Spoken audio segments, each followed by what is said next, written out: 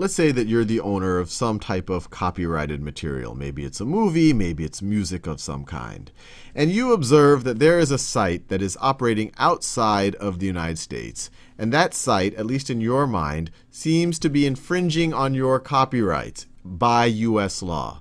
So this is the site.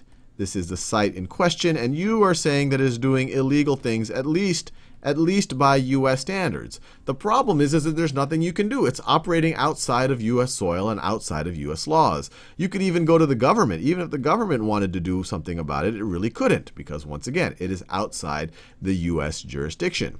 The purpose of SOPA, and it seems fairly benign at first, is to give some tools to these actors to stop this. The problem, and we'll see that it's actually quite a large problem, is it gives tools to these actors to do much more than just stopping illegal activity. It allows them essentially to go on to some degree, a kind of a witch hunt for anyone that might even have a whiff of enabling this type of activity. And it won't even just be for foreign sites. So let's write this down. So SOPA stands for Stop Online Piracy Act. And it sounds pretty reasonable. And this is the version of the bill that's coming from the House of Representatives. The one from the Senate, they're slightly different, but they have the same intent, is PIPA. And what it does is, if you can't go after this site itself, maybe you can go after sites that are somehow benefiting this site. And those sites are inside the United States. So this is outside. This is inside the United States. So things that are doing that might include search engines. So search engines like Google or Bing, they obviously link to this site over here. You might have ad networks. So sites that allow this site over here to display ads and get revenue from them that are benefiting this site over here. You might have payment sites like PayPal or credit card processors that this site uses to collect revenue. And maybe most importantly, you have things like the DNS servers within the US that associate this site's domain name with the actual servers. And I won't get too technical about it, but when you type in something like www.shady.foreign, and once again, we're going to see that this site might not even have to be shady or foreign. But when you type something like that in, there are servers in the United States that associate that with these servers that might be operated outside the United States, that associate this text with a number that points to this website, that points to this website's servers. So these are all things within the United States that, to some degree, this site is dependent on. So what SOPA does is it allows these actors here, the ones that are obviously concerned with enforcing their copyrights, to issue court orders and notices to these actors right over here that essentially compels them very strongly to immediately cut off ties, with this illegal site, or what they think is an illegal site. Now, that might seem reasonable to you, except for the fact that it's kind of a shoot first and think later type of policy. The way it works is you presume guilt until this guy somehow tries to prove his innocence. And we'll see this guy isn't just necessarily sites outside the US. It might even be completely legal, or what I would consider completely legal sites inside the US. Essentially, as soon as this allegation is made and either a court order or a notice is paid, these enablers have to cut off ties to this site. And you can imagine if these cut off ties to this site's business, whatever it might be, whether illegal or legal, immediately gets obliterated, especially this one here, including search engines, ad networks, and payments. And if they don't comply, then these guys are going to start having a legal battle. And so these guys are not only going to have to comply, and that by itself is hard, but if they don't comply, they themselves are going to be in trouble. Now, it gets really obviously creepy when you start going into, so when you think of just a spirit, you're like, okay, maybe this is, we can work around this a little bit. But it gets creepy when you, even though this is the spirit of the legislation, when you actually read the wording of the legislation. And obviously that's what matters, not the name or the intent, but actually how it's worded. And the way it's worded, it's pretty clear that its intent is to go after much more than just a site that's explicitly selling illegal pharmaceuticals or allowing people to download movies or video or movies or music that these owners don't have access to. When you read the wording, it's pretty clear that they want to be able to shut down anything that isn't in any way associating with itself or in any way enabling it. And you see it in the wording. So this is actually section 103 of the SOPA legislation. And this is how they define a site that is dedicated to theft of US property. So an internet site is dedicated to theft of U.S. property if, and so, it's usable by people in the United States. And then this is interesting. It's primarily designed or operated for the purpose of, has only limited purpose or use other than, or is marketed by its operator or another acting in concert with that operator for use in, offering goods or services in a manner that engages in, enables or facilitates. Now this is interesting. Enables or facilitates all of these violations, and these are the violations that would be, illegal. You're selling things that you can't sell. You're infringing on other people's copyrights. And it might seem harmless, this enables or facilitates, until you think about what that could encapsulate.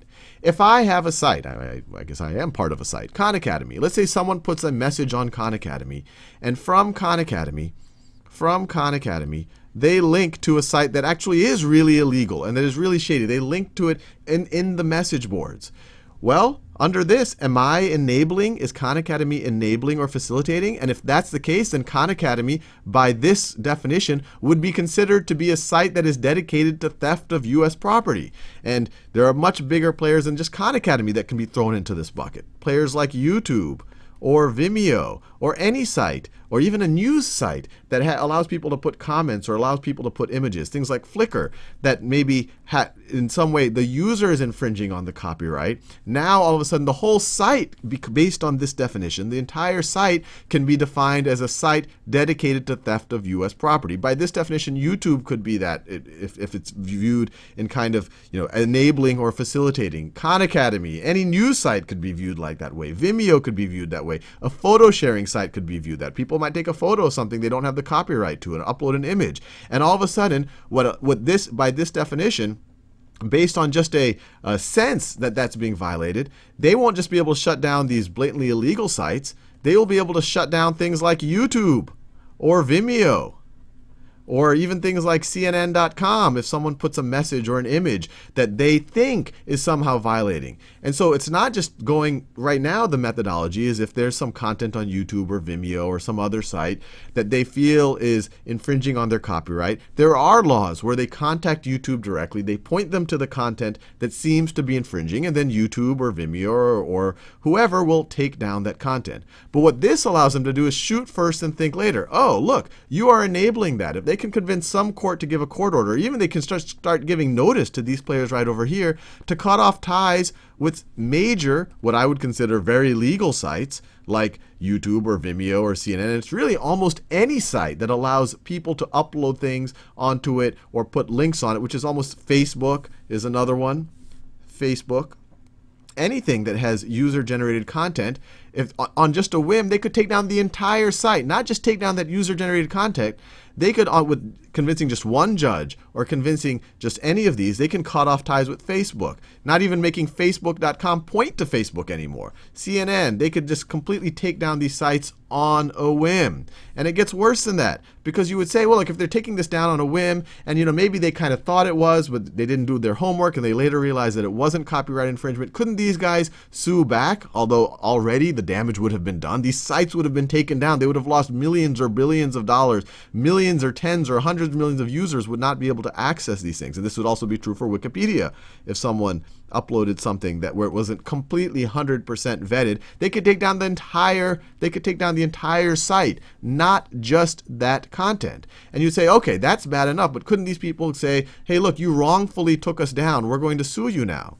Well, to see that they can't and to see how one-sided this legislation is, notice the threshold for being able to sue back if you kind of misrepresented a violation. The only way you are kind of held accountable is if you knowingly, materially misrepresented the violation. So if the copyright holder just says, oh, I think someone on YouTube, I feel pretty good that someone on YouTube is violating it, that YouTube is enabling a violation, and therefore YouTube is a site dedicated to theft of U.S. property, and later on it finds out that it wasn't, it was fair use, or maybe that person actually did have the copyright to it, they can't be sued because they said, well, I just thought it was. They weren't knowingly, materially misrepresenting themselves. So even if it ends up not even being a violation, these guys could take the site down. Maybe some small producer actually secured the rights, put it up on YouTube, and then all of a sudden these guys take down all of YouTube based on not actually knowing what they're talking about. And there can't even be a countersuit in that case based on the law. And it gets even creepier than that, because to be considered this, you don't even just have to enable or facilitate, which is almost anything. One could argue even a computer is enabling or facilitating this on some level. But you are considered to be a site dedicated to theft of U.S. property, even if you do nothing illegal, even if you don't even enable anything illegal, but if you just take actions that make it difficult for authorities to confirm that you're doing something illegal. So if you view this in the physical world, obviously some people are doing illegal things in their homes. And obviously a lot of people lock their doors to keep people out of their homes. And maybe people doing illegal things are even more likely to lock their doors and close their shutters. What this would do, and this would do it in the virtual sense, is say, look, just by taking the deliberate action of closing your shutters and locking your doors, which makes it hard for federal agents to confirm that you're doing illegal things, just by doing that, that itself is an illegal act. So this is maybe one of the creepiest and draconian intrusions of privacy that I've actually, I've ever heard of, that was even attempted to be passed into law. So if I were you, just as a kind of a privacy, liberty-loving American, I'd be worried.